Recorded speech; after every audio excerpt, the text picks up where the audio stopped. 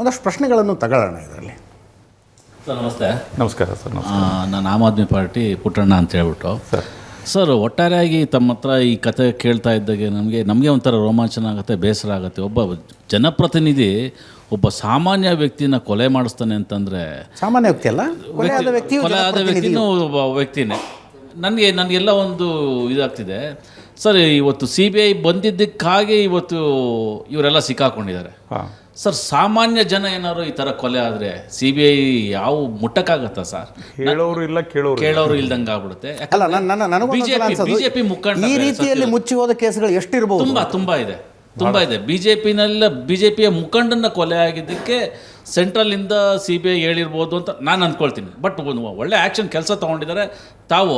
But ಇದ್ರ ಜೊತೆಗೆ ಹಿಂದೆ ಇದ್ದಂಥ ಈ ಕಮಿಷನರ್ಗಳೆಲ್ಲ ಅಟೆಂಡ್ ಮಾಡಿದ್ದಾರೆ ಅಂತಲ್ಲ ಸರ್. ಇವ್ರಿಗೆ ಒಂದು ಬುದ್ಧಿ ಕಲಿಸೋವಂಥ ಕೆಲಸ ಆಗಬೇಕು ಅಂತ ನಾವು. ಯಾಕಂದರೆ ಅವ್ರು ಬಂದಿರೋದು ಒಂದು ಸಾರ್ವಜನಿಕರ ಟ್ಯಾಕ್ಸಲ್ಲಿ ಸಂಬಳ ತೊಗೊಂಡು ಜೀವನ ಮಾಡೋ ಅಂಥದ್ದು, ಅವ್ರ ಹೆಂಡತಿ ಮಕ್ಕಳನ್ನ ಸಾಕಂಥದ್ದು. ಇವ್ರು ಯಾರನ್ನ ಇವತ್ತಿನ ದಿನ ಕಮಿಷನರ್ ಆಗಲಿ ಪೊಲೀಸ್ಗಳಾಗಲಿ ಇವ್ರಿಗೆಲ್ಲ ನಾಚಿಕೆಮಾನ ಮರ್ಯಾದೆ ಇಲ್ವಾ?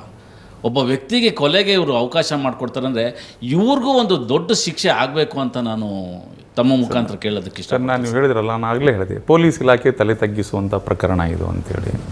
ಅದಲ್ಲದೆ ನೀವು ಈಗ ಹೇಳಿದ್ರಿ BJP ಸೆಂಟ್ರಲ್ಲಿದೆ ಹೇಳಿರಬೇಕು ಅಂತ. ನೋಡಿ, ಈ ಪ್ರಕರಣ CBIಗೆ ಹೋಗೋಕ್ಕೂ ಭಾರತೀಯ ಜನತಾ ಪಕ್ಷದ ಪಾರ್ಟ್ ಬಹಳ ದೊಡ್ಡದಿದೆ.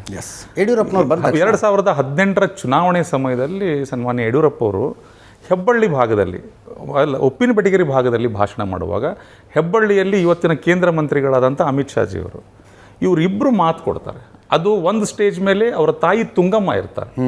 ಹೆಬ್ಬಳ್ಳಿ ಸ್ಟೇಜ್ ಮೇಲೆ ಅಮಿತ್ ಶಾ ಬಂದಂಥ ಸ್ಟೇಜ್ ಮೇಲೆ ಅವರ ತಾಯಿ ತುಂಗಮ್ಮ ಅವರನ್ನು ಕೂಡಿಸಿರ್ತಾರೆ. ಅವರ ತುಂಗಮ್ಮ ಅವರ ಕೈ ಹಿಡಿದು ಹೇಳ್ತಾರೆ, ನಮ್ಮ ಸರ್ಕಾರ ಬಂದು ಈ ಪ್ರಕರಣವನ್ನು 2 ದಿವಸದಲ್ಲಿ ನಾನು CBIಗೆ ಕೊಡ್ತೀವಿ ಅಂತ ಹೇಳ್ತಾರೆ. ಸೊ ಅದು ಏನೋ ಕಾರಣಗಳಿಂದಾಗಿ JDS ಕಾಂಗ್ರೆಸ್ ಕೋalition ಗೌರ್ಮೆಂಟ್ ಆಗುತ್ತೆ, 1 ವರ್ಷ ಗೌರ್ಮೆಂಟ್ ರನ್ ಆಗುತ್ತೆ, ಅವಾಗ CBIಗೆ ಹೋಗೋದಿಲ್ಲ. ಯಾಕಂದ್ರೆ ನಾವು ಸುಪ್ರೀಂ ಕೋರ್ಟ್ವರೆಗೂ ಹೋಗಿ ಬಂದುಬಿಟ್ಟಿರ್ತೀವಿ. ಅವಾಗ ಇದು ಟ್ರಯಲ್ ನಡೀತಾನೆ ಇರ್ತದೆ, ಟ್ರಯಲ್ ಸ್ಟಾಪ್ ಆಗಿರೋದಿಲ್ಲ. ಅವಾಗ ಏನೋ ನಾವು ಒಂದು ಪ್ರಯತ್ನ ಮಾಡಿ ದೀಪಕ್ ಶೆಟ್ಟರು ಅಲ್ಲಿ ಹೋಗಿ ಅಲಿಗೇಷನ್ ಆದಮೇಲೆ ಟ್ರಯಲ್ ಸ್ಟಾಪ್ ಆಗುತ್ತೆ. ಅಲಿಗೇಷನ್ ಆದಮೇಲೆ ಟ್ರಯಲ್ ಅದನ್ನು ನಿಲ್ಲಿಸ್ತಾರೆ.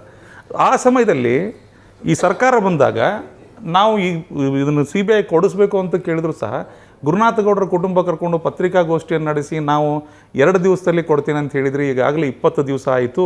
ನಿಮ್ಮ ಮನೆ ಮುಂದೆ ಎಲ್ಲ ನಾಯಕರು, ಜಿಲ್ಲೆಯ ಎಲ್ಲ ನಾಯಕರ ಮನೆ ಮುಂದೆ, BJP ನಾಯಕರ ಮನೆ ಮುಂದೆ BJPಯ ಎಲ್ಲ ಕಾರ್ಯಕರ್ತರು ಕೂಡ ನಾವು ಮನವಿ ಮಾಡಿಕೊಂಡು ಕರ್ಕೊಂಡು ಪ್ರತಿಭಟನೆಯನ್ನು ಮಾಡ್ತೀವಿ ಅಂತ ಕರೆ ಕೊಟ್ವಿ. ನಮಗೇನಿತ್ತು, ಪ್ರಕರಣ ಹೆಂಗಾದರೂ CBIಗೆ ಹೋಗಲಿ ಅಂತ. ಆವಾಗಲೂ ಕೂಡ ಅಜಿತ್ ಸರ್ ಅವರ ತಂಡ ಸೋಷಿಯಲ್ ಮೀಡಿಯಾದಲ್ಲಿ ಅವರು ಒಂದು ಆ ಪ್ರಕರಣ ಹೆಂಗೆ ಅವ್ರು ಮಾತು ಕೊಟ್ಟಿದ್ದನ್ನು ಕೂಡ ಪ್ರಸಾರ ಮಾಡಿ ಅದೊಂದು ಟ್ರೆಂಡೇ ನಡೆದೋಯ್ತು ಸರ್. ಅವಾಗ ಇಮಿಡಿಯೇಟಾಗಿ ಏನಾಯಿತು, ಯಡಿಯೂರಪ್ಪ ಸಾಹೇಬ್ರಿಗೆ ಅದು ನೆನಪಾಯಿತು. ಯಡಿಯೂರಪ್ಪ ಸಾಹೇಬರು ಈ ಗುರುನಾಥ ಗೌಡರನ್ನ ಕರೆಸಿ ಹೇಳಿದರು, ನಾವು ಇವತ್ತು ನಾನು ಯಡಿಯೂರಪ್ಪ ಸಾಹೇಬರಿಗೆ ನಾನು ಭಾಳ ಧನ್ಯವಾದಗಳನ್ನು ಹೇಳಬೇಕು ಸರ್. ಅವ್ರು ಕೊಟ್ಟಿರಲಿಲ್ಲ ಅಂತ ಕೇಳಿದರೆ ಈ ಪ್ರಕರಣ CBIಗೆ ಹೋಗ್ತಿರಲಿಲ್ಲ. ಅವರು ಕರೆಸಿ ಗುರುನಾಥ ಗೌಡರಿಗೆ ನಾನು ಕೊಟ್ಟಿರೋ ಮಾತು ನನಗೆ ನೆನಪಿದೆಯಪ್ಪ, ನಾನು 2 ದಿವಸದಲ್ಲಿ ಇದನ್ನು CBIಗೆ ಕೊಡ್ತೀನಿ ಅಂತ. ಸರ್ ನಾನು ಅದೇ ಹೇಳಿದೆ, ಕಾನೂನಿನ ಇತಿಹಾಸದಲ್ಲಿ ಇಂಥ ಪ್ರಕರಣನೇ ಆಗಿಲ್ಲ ಸರ್. 313 ಸ್ಟೇಟ್ಮೆಂಟಿಗೆ ಆಲ್ಮೋಸ್ಟ್ ಸರ್ಕಾರ ಹೈಕೋರ್ಟ್ಗೆ ಹೋದ್ರು CBI ಕೊಡಿ ಅಂತ ಹೈಕೋರ್ಟ್ ಅವರ ಅರ್ಜಿಯನ್ನು ತಳ್ಳಿ ಹಾಕ್ತು. ಸುಪ್ರೀಂ ಕೋರ್ಟ್ಗೆ ಹೋದ್ರು ಸುಪ್ರೀಂ ಕೋರ್ಟ್ ಅರ್ಜಿಯನ್ನು ತಳ್ಳಿ ಹಾಕ್ತು. ಭರವಸೆ ಇದ್ದದ್ದು ರಾಜ್ಯ ಸರ್ಕಾರದ್ದು ಮಾತ್ರ. ಕಂಟೆಂಟ್ ಇಲ್ಲ ಅಂತ ತಳ್ಳಿ ಹಾಕಲಿಲ್ಲ ಸರ್ ಅವರು. 313 ಸ್ಟೇಟ್ಮೆಂಟಿಗೆ ಹೋಗಿದೆ, ಅದು ಮುಗಿದು ಬಿಡ್ಲಿ ಅನ್ನೋದು ಅಷ್ಟೇ ಸರ್. ಅದು ಅಲ್ಲಿ ಏನು ಅದರಲ್ಲಿ ಏನು ಹುರುಳಿಲ್ಲ ಅಂತ ತಳ್ಳಿ ಹಾಕಲಿಲ್ಲ. ಯಾಕಂದ್ರೆ 195 ಆಗಿತ್ತಲ್ಲ, ಹುರುಳಿದೆ ಅಂತ ಸರ್ ಕೋರ್ಟ್ಗಳಿಗೂ ಗೊತ್ತಿತ್ತು. ಅದ್ರ ಕೋರ್ಟು ಟೆಕ್ನಿಕಲ್ ಗ್ರೌಂಡ್ಸ್ನ ಇಟ್ಕೊಂಡು ಅದನ್ನ ತೆಗೆದಾಕ್ತು. ಅವಾಗ ಸರ್ಕಾರಕ್ಕೆ ಮಾತ್ರ. ಸರ್ ನಮಸ್ಕಾರ. ನಮಸ್ಕಾರ ಸರ್. ನಮಸ್ಕಾರ. ತಾವು ಈಗ ಹೇಳಿದ್ರಿ ಯಡಿಯೂರಪ್ಪನವರು ಮುಖ್ಯಮಂತ್ರಿ ಆಗಿದ್ದಾಗ CBI ಕೊಟ್ಟರು ಅಂತ. ಅದೇ ಸಿದ್ದರಾಮಯ್ಯನವರು ಮುಖ್ಯಮಂತ್ರಿ ಆಗಿದ್ದಾಗ CBIಗೆ ತನಿಖೆಗೆ ಕೊಡ್ಬೋದಾಗಿತ್ತು, ಯಾಕೆ ಕೊಡಲಿಲ್ಲ? ಅದೊಂದು ಪ್ರಶ್ನೆ ನಂದು ಸರ್. ಸನ್ಮಾನ್ಯ ಸಿದ್ದರಾಮಯ್ಯನವ್ರಿಗೆ ಮೃತ ಯೋಗೇಶ್ ಗೌಡರ ಪತ್ನಿ, ಆ ಫೋಟೋಗಳು ಬೇಕಾದ್ರೆ ನಾನು ಕೊಡ್ತೇನೆ ನಿಮ್ಗೆ ಆಮೇಲೆ, RN ಶೆಟ್ಟಿ ಕ್ರೀಡಾಂಗಣದಲ್ಲಿ ಸ್ವತಃ ಭೇಟಿಯಾಗಿ ಅವ್ರ ಗಾಡಿ ಹತ್ತೋದಕ್ಕಿಂತ ಮುಂಚೆ ನಿಲ್ಲಿಸಿ, ನಾನು ನಿಮ್ಮ ಸಮಾಜದ ಮಗಳು ಸರ್, ನನಗೆ ಅನ್ಯಾಯ ಆಗಿದೆ, ಇದನ್ನು CBI ಕೊಡಿ ಅಂತ ಹೇಳಿದರು. ಆ ಅಪ್ಲಿಕೇಶನ್ನು ಅಲ್ಲಿ ತೊಗೊಂಡ್ರೆ ಅವರು ಅದು CM ಕಚೇರಿಯವ್ರಿಗೂ ಮುಟ್ಟಕ್ಕೆ ಬಿಡಲಿಲ್ಲ ಸರ್. ಅವ್ರು ಕೊಟ್ಟ ಮೇಲೆ ಅಲ್ಲಿ ಜಿಲ್ಲಾಧಿಕಾರಿಗಳ ಮುಖಾಂತರ ಹೋಗ್ಬೇಕಿತ್ತು. ಅದು CM ಕಚೇರಿಯು ಕೂಡ ಬರೋಕ್ಕೆ ಕೊಡಲಿಲ್ಲ.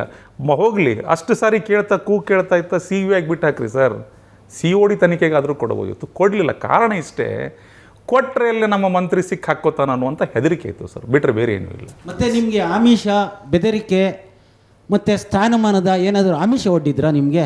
ಭಾಳಷ್ಟು ಆಗಿ ಹೋಯಿತು ಸರ್, ಭಾಳಷ್ಟು ನಮಗೆ ಬೆದರಿಕೆ ಮಾಡುವಂಥ ಕೆಲಸನೂ ಮಾಡಿದರು. ಅದು ಭಾಳ ಅಜಿತ್ ಸರ್ಗೂ ಚೆನ್ನಾಗಿ ಗೊತ್ತಿದೆ ಯಾವ ರೀತಿ ಬೆದರಿಕೆಗಳು ಬಂದಿದ್ದು ಬರ್ತಾವೆ ಅನ್ನುವಂಥದ್ದು. ಸೊ ಅವಕ್ಕೆಲ್ಲವಕ್ಕೂ ನಾವೇನು ಬೆಂಡ್ ಆಗಿಲ್ಲ ಸರ್. ನೋಡ್ರಿ, ಕಾಯೋನು ಮೇಲಿದ್ದಾನೆ, ಕೊಲ್ಲವನು ಮೇಲಿದ್ದಾನೆ, ಬೇರೆಯವ್ರಿಗೆ ಯಾಕೆ ಹೆದರಬೇಕು ಸರ್? ಎಷ್ಟು ದಿವಸ ಬದುಕ್ತೇವೆ ಹೇಳಿ ನೀವು? ಈ ಪ್ರಕರಣದಲ್ಲಿ ಬೆದರಿಕೆಗಳ ಒಂದು ಸ್ಪೆಷಾಲಿಟಿ ಏನಂದರೆ, ಬೆದರಿಕೆ ಹಾಕಿ 2 ನಿಮಿಷ ಆದಮೇಲೆ ಇದು ಬೆದರಿಕೆ ಅಂತ ನಮಗೆ ಗೊತ್ತಾಗ್ತದೆ. ಅದು ಹೆಂಗೆ ಅಂದರೆ, ಹಾಂ, ಯಾಕ್ರಿ ಬೇಕು ನಿಮಗೆ, ವಯಸ್ಸಾಗಿರೋ ಅಪ್ಪ ಅಮ್ಮ ಊರಲ್ಲಿ ಇಬ್ಬರೇ ಇರ್ತಾರೆ, ಯಾಕೆ ಬೇಕು, ಬಿಟ್ಬಿಡಿ ಅದನ್ನು ಅಂತ. ಅದು ಹೆಂಗೆ ಆಗ್ತದೆ ಸರ್, ಬೆದರಿಕೆ ಅನ್ನೋದು ಹೆಂಗಾಗ್ತಿತ್ತು, ಈಗ ಇವ್ರು ಹೆದರೋದಿಲ್ಲ ಅಂತ ಗೊತ್ತಾದ ನೇರವಾಗ ಬೆದರಿಕೆ ಬರ್ತಿರ್ಲಿಲ್ಲ. ಈಗ ನನಗೆ ಭಾಳ ಆತ್ಮೀಯರು ನೀವು ಯಾರೋ ಇರ್ತೀರಿ, ನಿಮ್ಮನ್ನು ಕರೆದ್ಬಿಟ್ಟು ಹೇಳೋದು. ಈಗ ನಾವು ನಿಮ್ಮ ವಿರುದ್ಧ ಏನು ಹೇಳೋಕ್ಕೂ ಬರೋಂಗಿಲ್ಲ, ನೀವು ಆತ್ಮೀಯರು ಇರ್ತೀರಿ, ನೀವು ಹೇಳೋದು ಹೆಂಗಿರ್ತದೆ, ಯಾಕೆ ಬೇಕು ಮಾರಾಯ ನಿನಗೆ, ಬಿಟ್ಬಿಡಿ ಇದನ್ನು, ಇದರಿಂದ ಏನಾಗೋತೈತಿ, ಸಣ್ಣ ಸಣ್ಣ ಮಕ್ಕಳು ಅದಾರ ನಿನಗೆ ಅಂತೇಳಿ. ಸೊ ನಿನಗೇನು ಬೇಕು ಹೇಳಿ, ನಾ ಎಲ್ಲ ಮಾಡಿಸ್ತೀವಿ. ನಿನಗೇನು ಬೇಕು ಹೇಳು, ಬಿಟ್ಬಿಡು ಅಂದರೆ ಬಿಟ್ಬಿಡ್ಬೋದಿತ್ತು ಸರ್. ನಿನಗೇನು ಬೇಕು ಹೇಳು ಎಲ್ಲ ಮಾಡಿಸ್ತೇವೆ ಅಂದಾಗ, ಹಾಂ ಇಲ್ಲಿ ಪಾತ್ರ ಐತಿ ಅಂತ ಅನ್ಸೋದು ನನಗೆ. ಅವ್ರ ಪಾತ್ರ ಐತಿ, ಅದಕ್ಕೆ ನಮ್ಗೆ ಹಿಂಗೆ ಹೇಳ್ತಾ ಇದ್ದಾರೆ, ನಾವು ಬಿಡೋದು ಬೇಡ ಇದನ್ನು. ಸೊ ಭಾಳ ಆಗಿದೆ ಸರ್. ನಮಗೆ ಒಂದೇ ನೆನಪಾಗ್ತಿತ್ತು, ನಾವು ಧಾರವಾಡದವರು, ನಮಗೆ ಒಂದು ನೆನಪಾಗ್ತಿತ್ತು, ಬೇಂದ್ರೆ ಅಜ್ಜವ್ರ ಮಾತು. ಅವ್ರು ಹೇಳ್ತಾರೆ ಗೊತ್ತಿತ್ತಿಲ್ಲೋ, ಸಾವು ಬಂದಾಗ ನಾ ಇರೋದಿಲ್ಲ, ನಾ ಇದ್ದಾಗ ಸಾವು ಬರೋದಿಲ್ಲ ಅಂತೇಳಿ. ಹಂಗೆ ಆ ಒಂದು ಸಿದ್ಧಾಂತವನ್ನು ಇಟ್ಕೊಂಡು ಹೋರಾಟಕ್ಕೆ ಇಳಿದ್ಬಿಟ್ಟು ಸರ್ ನಾವು. ಧನ್ಯವಾದಗಳು ಸರ್. ಎಸ್.